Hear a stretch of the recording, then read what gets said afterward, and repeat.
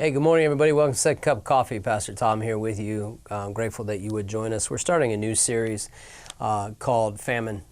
Famine. We don't really experience that so much in the United States. We hear about it in other parts of the world. And what I'm going to talk to you about isn't about not having enough food. It's more about spiritual famine. What does that mean? It means, at least in the context of what we're going to talk about over the next 4 weeks, is places where I can't get the breakthrough in my life that I believe God wants to bring or needs to happen. And sometimes famine happens to provoke us to movements that we wouldn't otherwise make. We're going to be in 2 Samuel 21.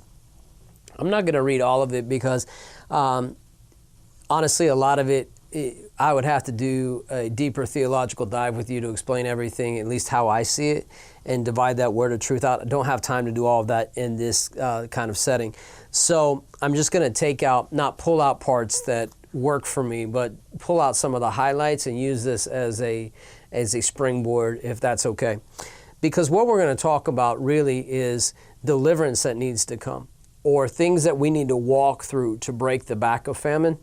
And so I don't have time, again, to break all of this out, but it's in here for a reason. So trusting that God put it in here for a reason. We're going to use these as launching boards and then see where God will take us. So let's dive into it.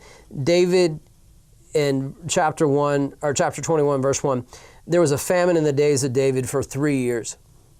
Sometimes God will allow things to go on in our lives for extended periods of time to bring us to a place of desperation, that we're willing to seek God and say, God, what's going on here? And then we're willing to walk in the obedience, whatever that might be. Okay? David does that. He inquires of the Lord, and the Lord answered. It said, it's because of Saul and his bloodthirsty house, because he killed the Gibeonites. Again, I'm not going to deep dive into this, but you just take it for what it is. Saul did something that he wasn't supposed to do. Now, that's not David's administration. That's not David's even responsibility, but it becomes David's responsibility because it's impacting the people of the nation, and David is supposed to be shepherding these people. David was a shepherd, and it says, and you know that he killed the lion and the bear. So he is used to defending his sheep. He's looking for, how do I defend my sheep? So this is where I want you to start, and this is where we're going to end today. Are you in a famine someplace in your life spiritually? Go before God and say, God, is this a famine because you're trying to position me someplace that maybe I wouldn't be positioned otherwise? That's a different type of famine. But God, is this a famine running within me or in my family that you're wanting to break the back of because it's not supposed to be here anyway? Ask God that. Now, what you're going to have to do is guard your heart, because it may not have come through you. It wasn't David's responsibility. He didn't do it, but it's impacting the people he's shepherding. So at that point, it doesn't matter who's responsible. It matters who's going to take responsibility. David took responsibility, and he began to put in motion the things that would make it right and break the back of the famine so that the nation could be whole. That's where I want to direct you to. Are you willing to take responsibility, even if you're not responsible, because you know it's affecting your family and could potentially affect the next generation of your family if this famine isn't dealt with?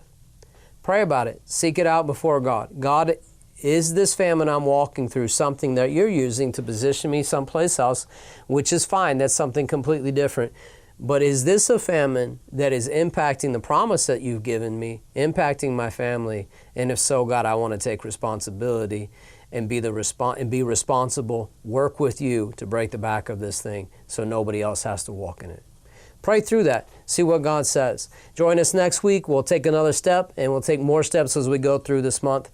Thank you so much for joining us. If this meant something to you, please share it, and we'll see you next week.